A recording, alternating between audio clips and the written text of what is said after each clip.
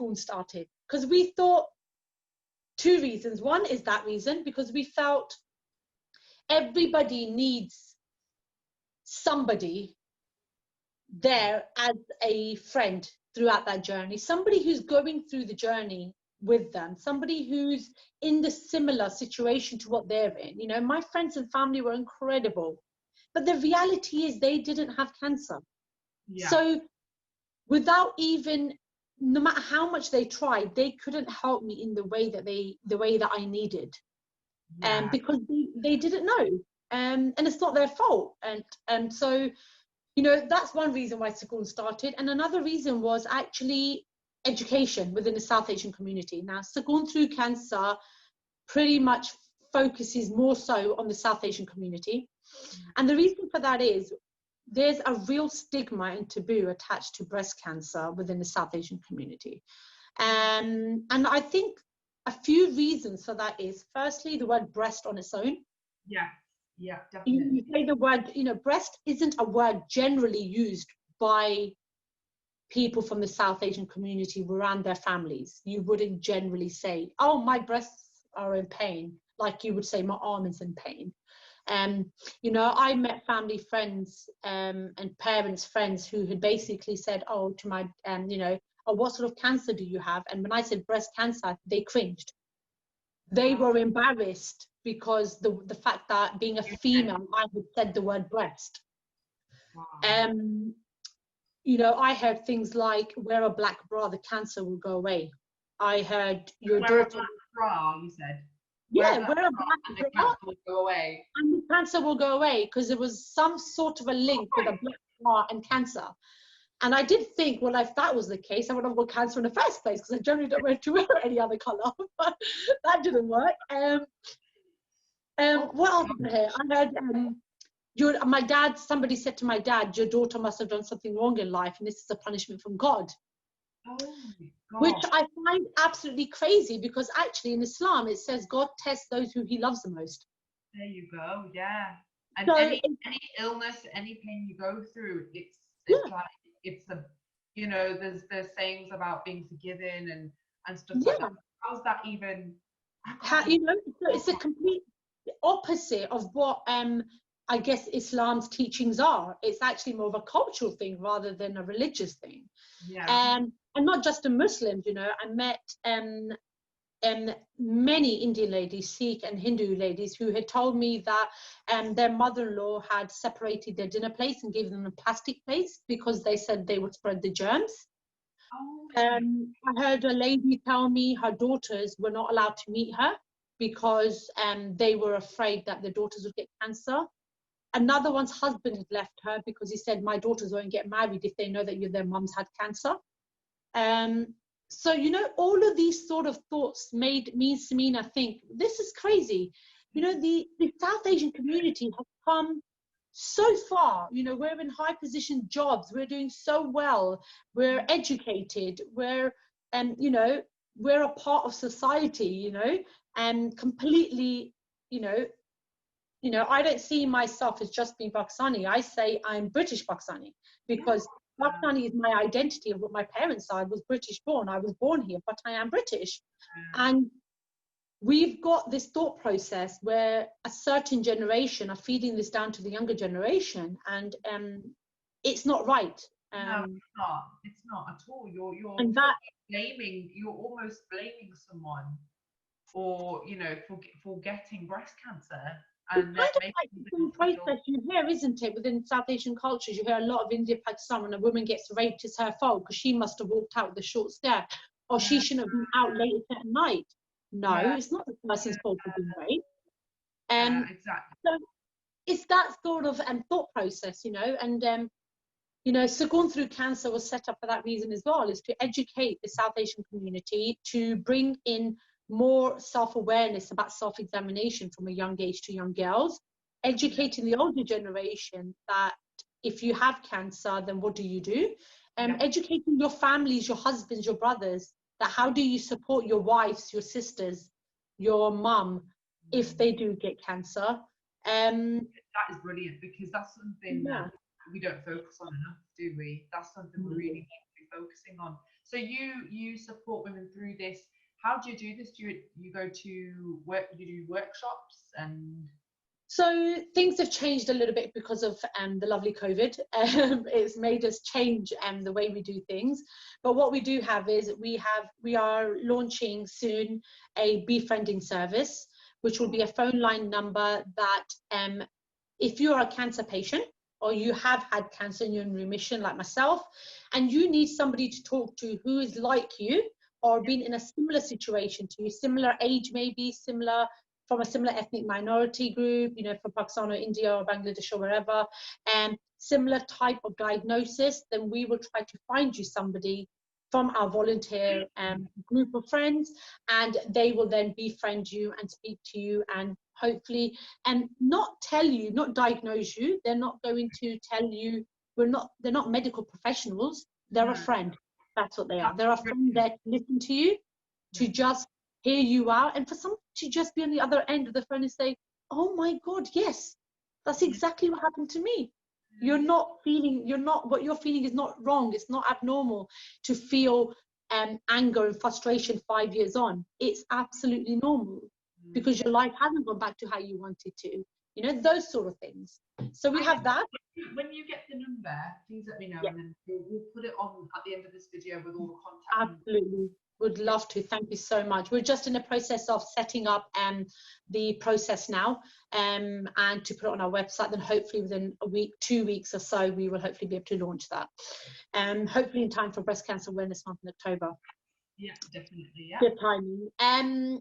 We also have Never Alone Networks. So what that is we have every month we try to do a different focus group basically around a different topic. So at the moment, for example, every Sunday from 10 to 11 a.m. we are doing something called the drawing and talking therapy. And what that basically is, it's only for people who have either had cancer or currently have cancer from the South Asian community. And the drawing and talking therapy is basically a way to get into your subconscious mind and to hopefully get you to self-heal. And every month we try to do something different. So sometimes we will focus, like this month is self-healing, every Sunday 10 to 11. The following month it might be diet, you know, what sort of things shouldn't you eat? And from a South Asian perspective, you know, we're used to eating our curries with, you know, where our parents have probably made it with loads of oil and this, but how do you continue to eat that food that you have been brought up with all your life, which is a part of who you are, but in a healthier way post-cancer? You know, that sort of thing. Exercise. What sort of exercises should you get involved in to get yourself back to the shape that you used to be? You know, I gained about 3 stones during chemo, and I'm still 2 stones heavier than what I used to be. And that in itself, to me, makes me feel like I'm still a cancer patient because I'm not who I used to be, because the weight gain is linked to my cancer, not to me being unhealthy. So, you know, how do we get people starting to feel like they used to feel before? So we do workshops for those. We do kind of makeup workshops. You know, during chemo, you lose your hair, you lose your eyebrows, you lose your eyelashes, but you still want to feel good. You still have sometimes events and birthdays and parties to go to. You still want to go out with your friends. So, you know, how do you apply makeup to a new way of skin? You know, for somebody who's never had to pencil in eyebrows, how do you draw in eyebrows again? Oh my gosh, I didn't think about all of this. Honestly, this is amazing. Yeah, all of these sort of practical things for people to make that cancer journey easier than what it would be. And so we hold those sort of networks. We have a education program. So what we do is we go into schools and we educate young girls aged generally 14 to 16 about breast examination.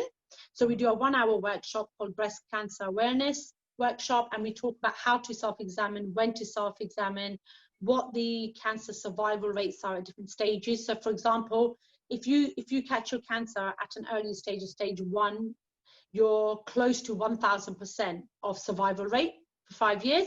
If you catch your cancer at a later stage, at stage 3, you're at 72% survival rate, and stage 4 is only 22%. Wow. So it just shows the importance of self-examining, because yes, self-examination will not stop you from getting cancer, but it could save your life by catching the cancer earlier. So that's what we do. We go out to schools and we start teaching girls at that age, because by that age, girls have started their periods, they have developed breasts, and they're at a fairly mature enough age to understand the importance when you teach them about self-examination.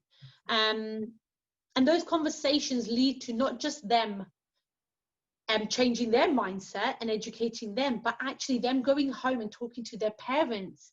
So, rather than trying to work from top down, we're trying to work bottom up and say, a mother might be more inclined to listen to her daughter when she's talking about a breast examination. Mum, go to your appointment. You got a letter, you haven't been. Yeah, definitely. Yeah. When your young daughter comes and tells you that, Mum, you need to go and do that. You think as a mum, God, I'm not setting a good example. My daughter's coming and telling me. So, hopefully changing the mindset of people that way. We also do loads of fundraising events. We did last year, we had a brilliant, fantastic year. We did a tea party for all women. There was about 70 women in a Datchet hall before COVID world. Sipping tea together, had a fundraising event. We spoke about our cancer journeys, and we did a prayer for all the women in that room who had cancer, who have got cancer, to give them strength and courage to keep fighting. And we want to build a community. This is a community, it's a sisterhood. We're all in this together, and if we all come together, we can pull through this together. That's what this is about. It's about having a sisterhood. So I absolutely love it. Definitely. I'll leave the details of Succumb Through Cancer at the end of the video. So if anyone who's watching, please give it a check. A check over, look through it. It's brilliant. These resources are amazing, and the fact that you'd gone through something and you needed that kind of support and you're giving it to other women, that's just really commendable. Honestly, you've done an amazing job. We feel that cancer has been good for us. We both genuinely feel that. We feel it's been good for us because it's allowed us to have a real different perspective of life. How many people can say, we potentially were close to death, but we were able to be given a second chance at life. And if we can correct the way we do things in our life to help others, then that's a brilliant win to have. That's amazing. So what there's so many ways. You have. Honestly, you guys are amazing, and honestly, I'm so glad we got to do this video with you, because thank you. Honestly, like the stuff you're doing, it's just amazing and so supportive for the women out there, or anyone out there that needs help. Now, what resources? I know that obviously you didn't have Succumb Through Cancer back then. So, what kind of resources kind of helped you back then? I'll be very honest. There's so many resources out there, and I think for the South Asian community, from a very tailored perspective, I don't think there's much. And again, that's probably another reason for Succumb Through Cancer. I think from a very tailored perspective, there isn't much. But there are so many charities in such great way. Breast Cancer Now, MWN, they're all doing an incredible job, and you can go to any one of those to get support. Even from a financial perspective, from benefits, they can give you advice about benefits as well during that time. Again, another thing people don't realize, when you're going through cancer, I wasn't able to work because I was really poorly during my chemo. So, and I had started a new job, which means I wasn't entitled to sick pay. So for somebody who works full time on a full income, now not getting paid, that's going to affect my household. So it's things like this, So MWN are brilliant at that as well. They're able to support you with kind of advice on what resources you can then further. They won't give you financial advice because that's not what they specialize in, but they can direct you on where you can go to get that support. Yeah, absolutely. And that's something I'd never even thought about as well. So that's brilliant. Exactly. There are people out there, that you can go to for these things. Absolutely. So, okay, well, I guess I've asked quite a lot of questions today, Iyna. But thank you so much, because we're coming to an end now. But again, honestly, thank you so much for talking to us. And for everyone watching out there, if you have any questions about breast cancer, or you're concerned about anything, don't delay it. Go straight to your GP. Yes, You can look on the NHS website as well for any more kind of information. absolutely. But you know, as Iyna said, don't delay it. You know, if you're worried about something, because you know this is something that it's best to get checked out straight away, and kind of control, or you know, get a plan in If action. you're Really worried, you know, I always say this to people, if you're worried, you know, please pick up the phone and call us. You know, you can contact us on our numbers, which are on our website. You can email us directly. You know, you can put those details on, it's not a problem. And you know, and we will try to speak to you, and hopefully when you speak to somebody who's been in maybe a similar situation, from a similar culture to you, and similar thought process, maybe that might make that decision even easier for you to be able to pick up the phone and call the GP. So please 100%, call us. definitely. I'll leave those contact details on. But there is a lot of support out there for you to access. Absolutely.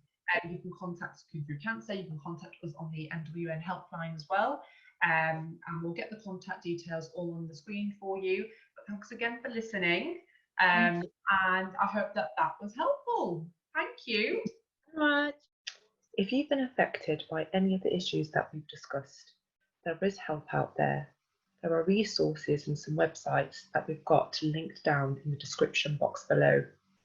Thank you.